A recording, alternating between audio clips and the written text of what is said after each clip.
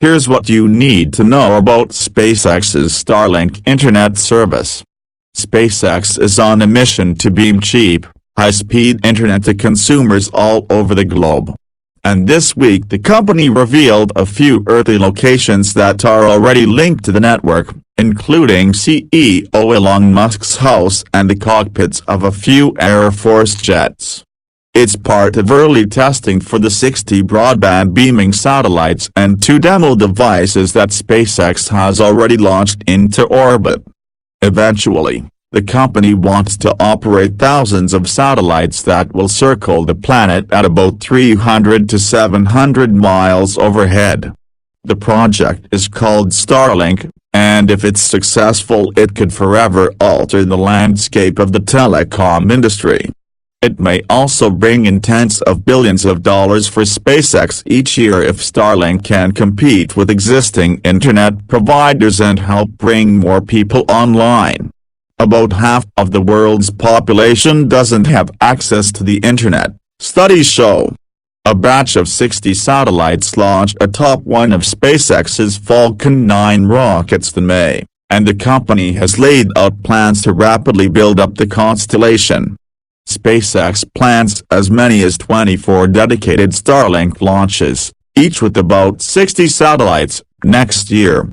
Public filings show SpaceX wants to launch service in the southern United States next year. In the meantime, the network is in testing mode. Musk posted on Twitter Tuesday that said he was sending this tweet through space via Starlink satellite.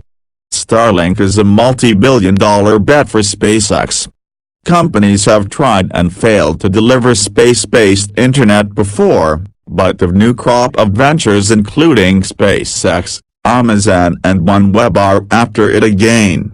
SpaceX President and Chief Operating Officer Gwynne Shotwell told reporters at a space conference in Washington, D.C. that Musk already installed a Starlink user terminal at his home to test out the service. She also revealed that the Air Force is also testing Starlink service on a C-12, an aircraft type used for passenger and cargo transport, and the military is working to add the service to other planes. So far, the service has been 100 times faster than previous connections, Shotwell told reporters. Shotwell went over other details about Starlink in an interview this week with reporters. Her quotes have been edited for length and clarity.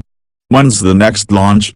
The next launch that we have is a dedicated Starlink launch in mid-November, and those satellites will fly on a Falcon 9 booster that's been launched 3 times before. The 60 satellites that we already flew are capable of operations, but the next version will have upgraded technology. By late next year, we'll be flying satellite with lasers that allow them to talk to each other in space and share data, which ensures customers will never lose service. How will SpaceX compete with exiting internet providers in the U.S.? Is anybody paying less than $80 a month for crappy service? Nope. That's why we're gonna be successful.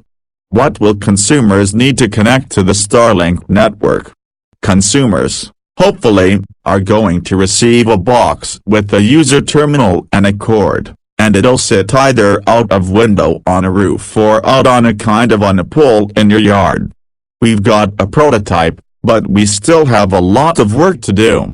Hopefully we'll start to roll out service mid-next year.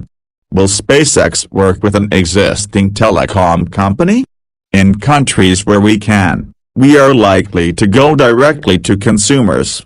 We'll have the full team of salespeople and tech support. Though, the better engineering that we do on the user terminal, the less service people we will need. Is SpaceX concerned about getting permission to operate the service in other countries? Right now, we're focused on the United States and Canada. But there are a number of large organizations and governments that are quite interested in this capability. It's important for us to get the network up quickly. What could hold up the Starlink launches, satellite or rocket production? I don't think satellite production is going to be the holdup. It probably will be manufacturing the second stages of the rockets, or the rocket's nose cone, or fairing, which protects the satellites during launch. We're working to reuse the fairing for the first time. And we'd like to fly Starlink missions exclusively with rest fairings. Does SpaceX have an edge over Amazon and OneWeb? I think there's room for competition, perhaps one other space-based internet provider.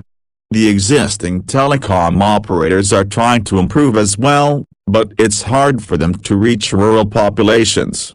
Starlink by definition will cover all parts of the globe.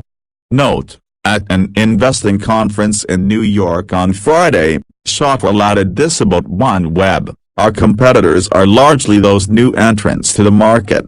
OneWeb. We are 17 times better per bit. If you're thinking about investing in OneWeb, I would recommend strongly against it. Will SpaceX survive if Starlink fails? We make money on Falcon rockets and Dragon spacecraft. Starlink is additive to our business. Hey guys, I need your help. Please subscribe this channel. I will always grateful for your kindness. Have a great time ahead.